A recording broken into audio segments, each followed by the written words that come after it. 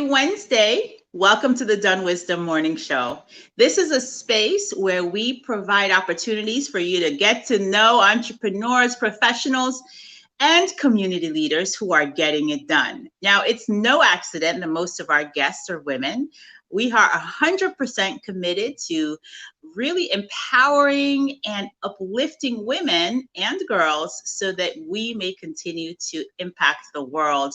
My name is Melissa Dunn. I am the CEO of MD Marketing Network, the founder of DunnWisdom, and a candidate for Lauderhill City Commission seat number 2.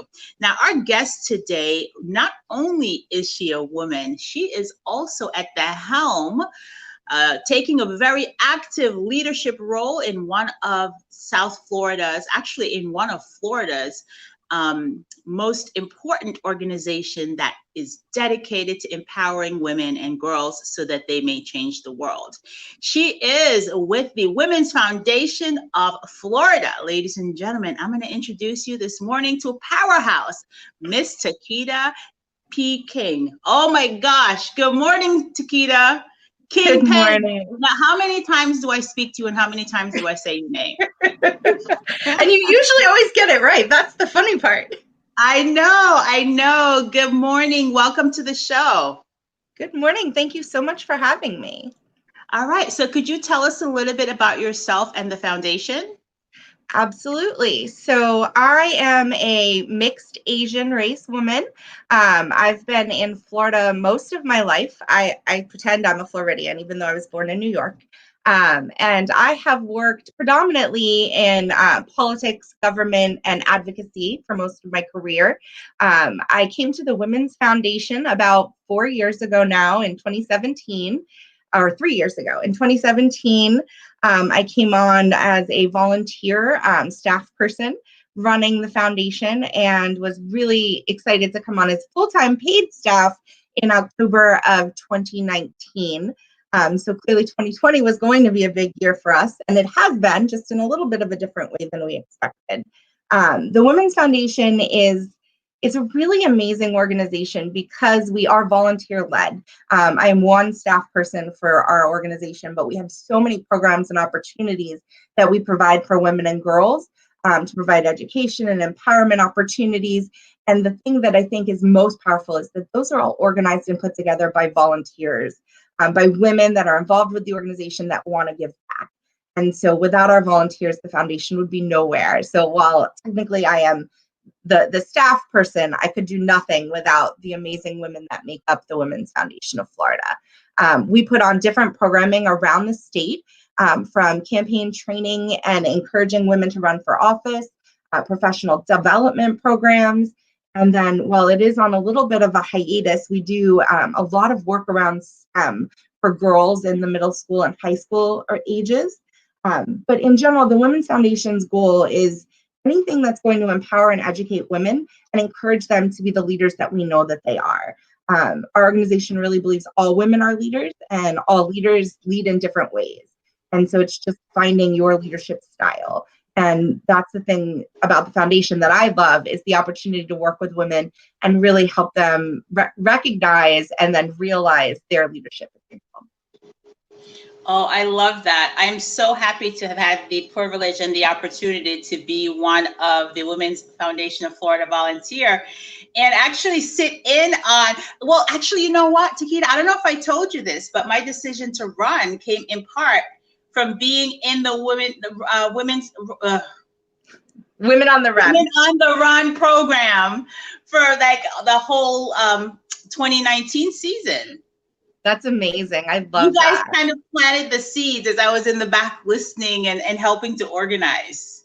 Well, I have you listed as an alum just anyways. So the work that you do is so important on several fronts, right? Certainly we do need more women running for office, particularly women of color. How do you feel about what you've been able to accomplish thus far with that program?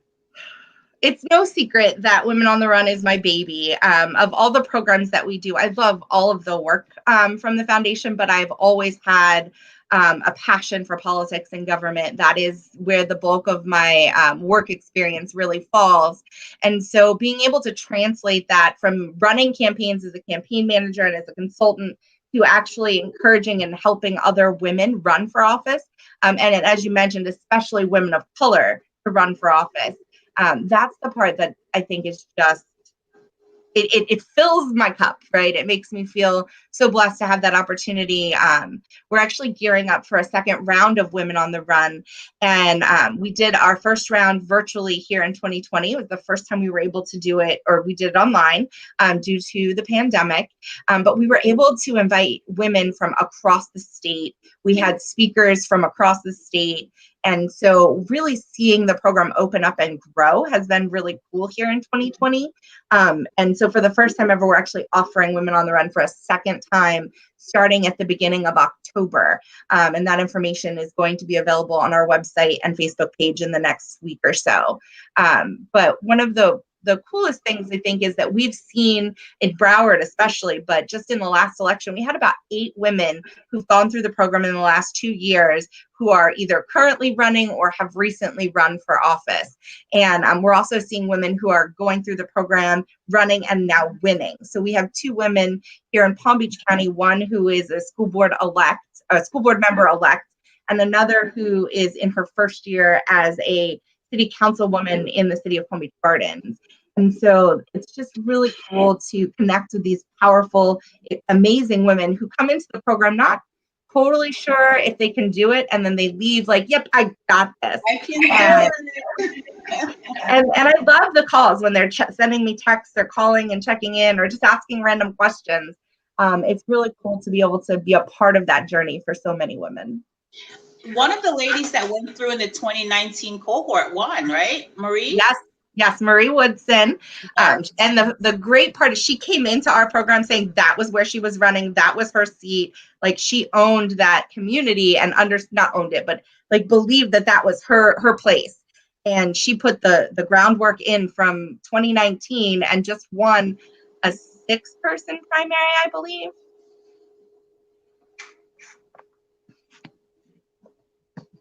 So yes, Marie is a great, what's the word I'm looking for? A great story of a woman. We also had Sarah Leonardi. She was a part of the 2019 class as well in Women on the Run, and she ran in a very crowded race for school board in Broward County and is now school board member elect. Uh-oh, I think I'm alone.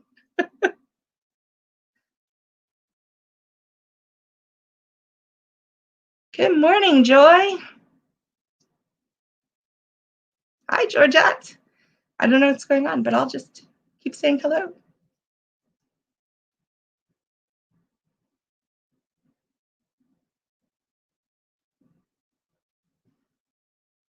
Oh, I think we're having some technical difficulties, but that's okay. So just to talk a little bit more about the Women's Foundation's program, it's called Women on the Run, and it is a really phenomenal program because what sets it apart from any other training you can do, number one, it is a long-term training. It's not just a one and done session. Normally, when we were doing it in person, we were doing once a month meetings where you would get together. Obviously, virtually, that all changes. So we've been doing it weekly. So every week, you're on an hour-and-a-half workshop. The program, this last session, we had about 40 women actively participating. And in each of those workshops, you're getting information, you have materials and resources. But the thing that I think is invaluable is that we invite other female current elected officials and former elected officials. So the people that you're hearing from, that you're learning from, are women that have already gone through the campaign process. They're sharing with you what they did that didn't work, what they did that did work, things they wish they had known when they were running. And that is something I think the Women's Foundation does a lot of work in the advocacy realm as well. And we have an elected official advisory board. So we meet with elected officials across South Florida every quarter, and we tell them, here's all the programs we're doing. What do you think? What kind of programs would you like to see in the community? And so those conversations with our advisory board have been so empowering because the women and men that are part of that program, they want to empower and educate other young women to run for office. And so a lot of the time that we're on these, we end up getting women, we end up getting all these ideas from the elected official advisory board of ways that they want to mentor and recruit new women. So we've started some partnerships and mentorships between that program and our Women on the Run program. And just to talk a little bit more about kind of the Women on the Run program being my favorite, and of course working with elected officials, I have a very extensive background in political campaigns. I used to run campaigns all over the country, both for individual candidates as well as issues, and really specializing in the grassroots, talking to the voters, talking to people, and really believing that as an individual person, we each can really make an effect on the world around us. And so I really, well, there's a lot of negativity around government and politics. For me, having run campaigns and seeing the power that people have is amazing. But also, I worked in the state legislature for a while in working for a state senator, seeing really what that process looks like in reality is very eye-opening, but I think it gave me a better stance from which to help people run for that office, because I really understand not only what it takes to win a campaign, but what it takes once you get elected to be a good representative or senator in the legislature. That's part of. There she is. Hi. Thank you so much. Yeah, I having some technical difficulties, so I'll be joining you on audio today for the rest of the interview. That's part of what I loved about working with you and being around the Women's Foundation of Florida is you are a wealth of knowledge. And sometimes it's really good to go to people who know for guidance and inspiration. So thank you for that. Absolutely. Let's talk about the work that you're doing with the Professional Development Committee. Could you share a little bit about that? Absolutely. So pre-pandemic, we actually had two committees, one in Palm Beach County and one in Broward County that were working. Both those committees still exist, but we're kind of working across them because our programming now is available to the whole state versus just one community. And so like I mentioned, they're volunteers. There are about 10 women on each committee. And these are professional women that are running businesses. Some are running multiple businesses, plus they have side hustles and nonprofits. Phenomenal women like yourself, Melissa. And you are one of the amazing women on our Professional Development Committee in Broward County. And you know, go ahead. One of the things that I love the most about being a part of the Professional Development Committee is not only having the opportunity to serve, but really having the opportunity to work intimately with women who are just like amazing. It's like we're forming a sisterhood. Yes, I feel like it very much has developed into a sisterhood, and having women who dedicate their free time to put on professional development events is not normal. And that's the part I think is so cool, is that the dedication and the passion that goes into creating programming for other women. And of course, as a volunteer, they're learning and they're growing themselves, but they're doing it for other people. And that's the part I think that really hits you in the feels when you go to the programming and the events. And when we were in person, you could feel it. But even online, I'll say, the connection and that feeling of sisterhood and we're in this together is very palpable, even just through our text messages or some of our video chats. Yeah, for sure. I definitely feel it. And I would strongly encourage any woman watching right now who you're looking for an opportunity to not only give back, but to also lean into your purpose and lean into and develop your leadership skills. I would strongly recommend the Women's Foundation of Florida. Being involved with that organization for the last 2 years has had a very positive impact on my career trajectory. And so if you would like to volunteer and or donate to the organization, we have the website information at the bottom of your screen. Please check them out at the very least. And ultimately, it'll be great for you to volunteer. Yes, Absolutely. And we have some really exciting stuff coming up here in September. We usually hold our annual event in May. It's called Raise the Bar. Of course, the pandemic everything back this year. And so we are doing a really cool full week of events the week of September 21st. And all of that information is going to be available on the website and on Facebook in the next week or so. But just to tease a little, we have a national organization that's going to be doing a flash mentoring session. It's from an organization called To Mentor, and they are, in all of the major corporations doing really cool mentorship and sponsorship trainings. And so we're excited to bring that to everyone. And then we're going to do a cocktail party. We'll have a panel of folks talking about the different opportunities at the foundation and different programs. And we're even going to do a movie night, grab some popcorn, and I'll just watch a fun women's empowering movie together. And so we invite everyone to join us for that week and for all of our programs and activities. I love it. I love it. And see, we can still be connected even though we're separate and social distancing, right? We can still find ways for women to connect together. Listen, I'm asking you guys, if you are watching this right now, and I know you are, please do like and share. We want to make sure that women across the state of Florida understand that the Women's Foundation of Florida is indeed a resource and an opportunity. So please share this video. And then I want to be able to say thank you guys for watching. If you have any questions, please type them in the chat right now and let's get you engaged. Hi, good morning, Miss Joy. Joy saying that this is an amazing program. It really is, Miss Joy, and I fully recommend it. Hey, Sophia. Sophia is with us on the committee. Good morning. Welcome, Sophia. Thanks for watching. So in terms of what we know that right now, this is really the year of the woman, right? What are your thoughts on our new vice presidential candidate and other women who perhaps, I think, are going to be making a really amazing impact on the world this coming election cycle? Yeah, I think it's so exciting to see. We had more women running for Congress and running for office across the nation than ever before. But more importantly, more Black women in the state that we're in post the George Floyd murders and the Black Lives Matter movement really coming to the forefront. Seeing women of color, but especially Black women running for office and winning is the part that I think is so powerful, and understanding that politics and government isn't just this thing we watch from a distance. It's a participation sport, and seeing women especially get involved. We know that when women get elected, government becomes more transparent, it becomes more inclusive, and that's the whole point, right? Our government should serve the people and the constituents, and so seeing more women run really, it makes us very excited for what the future may hold.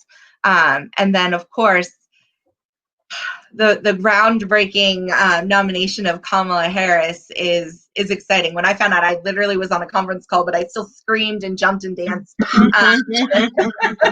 people on the call with me were doing the same thing.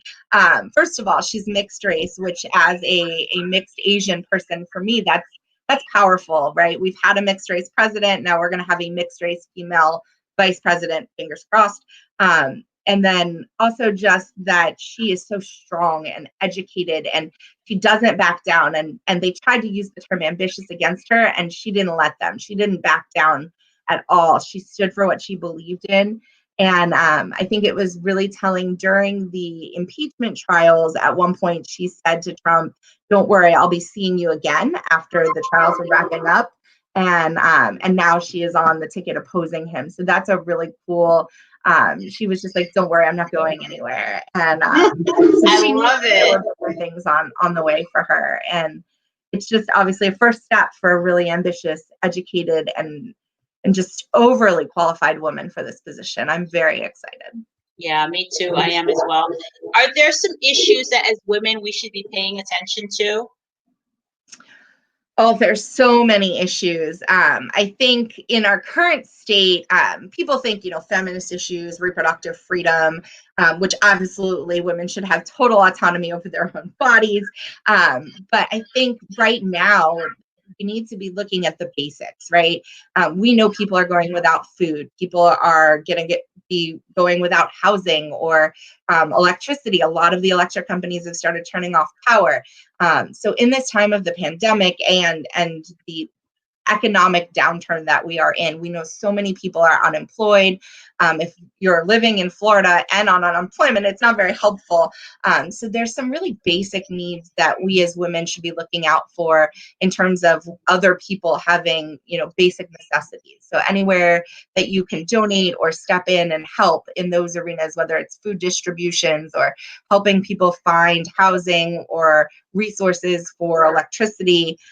All of those things are so vital right now. And while you wouldn't normally say, oh, those are feminist issues, they are, because we know most families are being led by women these days, and women are the heads of their households in terms of making food and housing and basic utilities exist. And so we want to support women that are in those positions. And unfortunately, it's a difficult time for a lot of folks. And the only way we're going to get through it is to really bind together and support each other. That's one of the things that I love the most about being a part of the Women's Foundation, is that it creates a space for women to support other women. How important is that? Oh, it's absolutely vital. As you can see, there's all these different battles out there, whether it's gender or race or religion, or even region where you live. There's so many different things that people use to separate.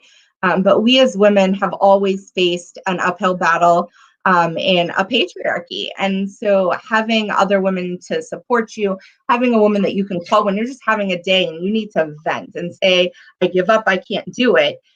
Now, I'm not saying don't say those things, but once you say them, having that woman on the other end of the phone saying, you've got this, don't worry. You just had to say it, get it out. But now let's move on. How can we tackle the problem? And I hear story after story of women that are part of the Women's Foundation.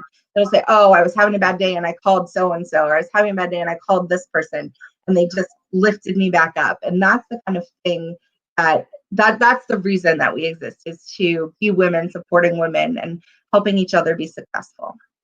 Yeah, for sure. What is it that you think, those of us who are having the opportunity to be at the table, what do you think that we can do to, in a workspace environment, to create or to help our companies become more women friendly?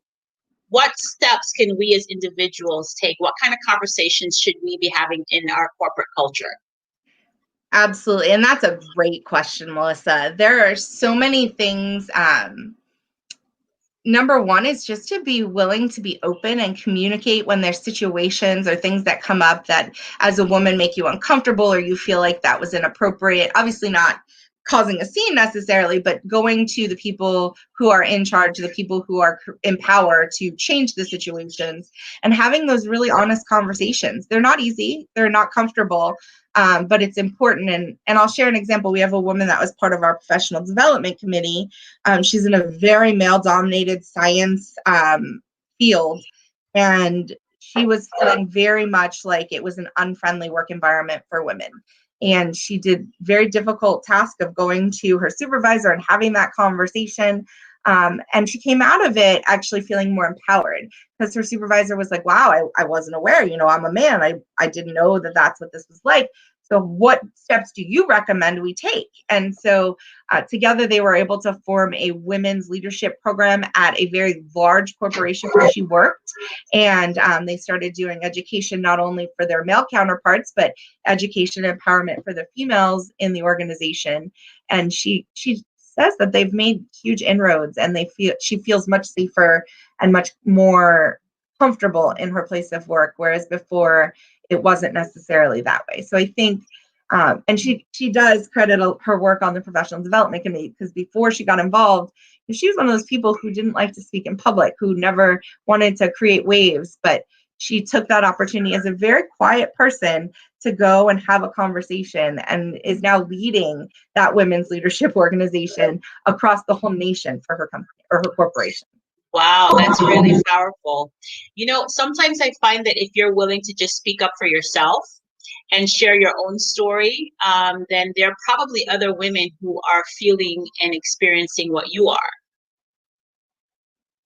Absolutely. And that's the talking to one another, to sharing your experience. It's a great example where everybody says, oh, don't talk about your salary, right? Nobody wants to talk about money. It's considered poor form. Some companies actually even have policies that say you can't talk about your pay. First of all, that's not legal. It is actually something you should be talking about, because we know if more women talk to each other and their male counterparts about their pay and the salaries for the work that they're doing, they would be more empowered to go in and ask for the funding that they really deserve, and equal pay to the male counterparts who are doing the same job, or to a female counterpart who may be of a different race, because the wage gap is very real between male and female. But the wage gap between females of different races is very drastic as well. So we think we've made improvement at 78 cents to the dollar to the male counterpart, but the reality is that's only for white women. For Black women, it's closer to 68 cents to a dollar. For Hispanic women, it's 58 cents to the dollar. And so not only do we need to be looking to the men and making sure that we're being paid equally paid to their salaries, but also within each other. It's our responsibility as women to look back to other women and help them. If you know your counterpart who happens to be Hispanic is making less than you for the same job, then you should be speaking with her and empowering her to stand up for herself, and also being willing to obviously share that with supervisors. This change is not going to happen if we don't do it together, and we really have to that power of the people, right? If you have 5 women at a company saying, hey, wait, this pay rates, these aren't equal, these aren't fair, this needs to be looked at, it's going to be a lot more of an impact than if you have just one single person by themselves. Wow, my mouth is hanging open right now, Takeata. So basically, Hispanic women are making 50 cents to the dollar of a man, of a white man. Wow. Yeah. Wow, that's so unacceptable. That's so unacceptable.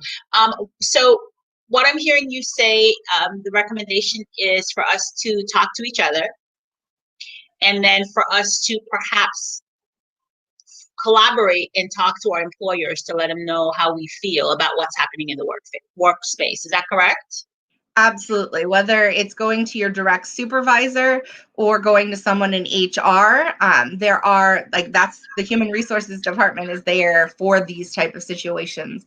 But talking to your supervisor if you're comfortable as well, because that's the only way these things are going to change, is if not only you find out and talk to each other, but if you then go to the people in power and share with them ways that you think, obviously going to them and saying this is unfair is one thing, but have an idea, what is the plan? Give them suggestions, because clearly they need some help being pushed in the right direction. Yeah, for sure. So are there other issues in the workplace that you see are at the forefront for women right now? I think one of the biggest things that we're hearing about at the foundation is really specifically for women of color, and more specifically Black women, and just being in the workplace at this time, because even those, we know racial justice is not a problem that's going to be solved overnight. There's no easy answers, but one of the things that for me I worry about, and that I think is a big issue, is that we need to be cognizant of how we're relating to our Black counterparts, Black men and Black women, in the workplace, especially because it can be a little awkward sometimes to have conversations. We actually did a program about a month or so ago of, we can talk about that at work, how to talk about race relations, what you can and can't say legally, as well as what is the right thing to say and the wrong thing to say. And I will, Black women are they're being put in a very difficult place, in that most people who want to be allies from a good place are going to Black women and saying, help me, what should I do? Or how should I say it? Or I'm so sorry. And we're putting a lot of burden on Black women in the professional field of not only representing an entire race, but also just the emotional stress. So I think that's something we as non-Black women really need to be doing in the workplace, is doing the work ourselves, doing the research, educating ourselves. And obviously this in personal realms as well. But I think the women in professional settings, they just don't know how to handle the situation. And so it's the thing is, I really encourage non-Black women to just spend some time, read the books, do some trainings, and then go to your Black colleagues and say to them, I've done this work, and we talk. But don't go to them and say, teach me how to be anti-racist, or tell me how to say all the right things, because that's just an unfair burden that we're putting on our Black sisters in the workplace and even in our personal lives. Good advice. Thank you so much for these words of wisdom. If you could say one thing right now that you think could encourage or empower a woman watching this show, what would that be? My biggest thing that I like to tell people is don't be afraid to fail. Failure is not the end. Failure is absolutely an option. I think I have had a lot of challenges in my life, growing up with a learning disability, always kind of being the odd one out. But learning to fall down and pick myself back up is the most powerful gift I've ever been given. And so I encourage women, if you want to try something, try it. If it doesn't work, learn from it and try something new. But we've been taught so much to be perfect, to not fail, to do everything right the first time. And the reality is that's just not how things work. And so once we become willing for failure, and in politics especially, I tell people, always plan to run twice. Run the first time. If you lose, run again. Don't give up after the first try, because failure is just an opportunity to learn. Ooh, I love that. Failure is an opportunity to learn. Crystal is saying, so proud of you, Takeata. Always a fierce advocate and a powerful voice. Yeah, that's my experience of her as well, Crystal. Thank you so much for joining us, Takeata. And thank you for going with the flow. Absolutely. Thank you for having me, Melissa. And I'm so glad to have you as a part of our circle and as a part of the Women's Foundation. Oh, fantastic. Well, we're glued together. So thank you. You guys, please do go visit the Women's Foundation of Florida website. And if you can support by volunteering and or donating, please do so. And then, of course, participating in the program, so that as women together, united, we can create a better world for all of us. Thank you so much. And thank you for watching the DunnWisdom Morning Show. Take care.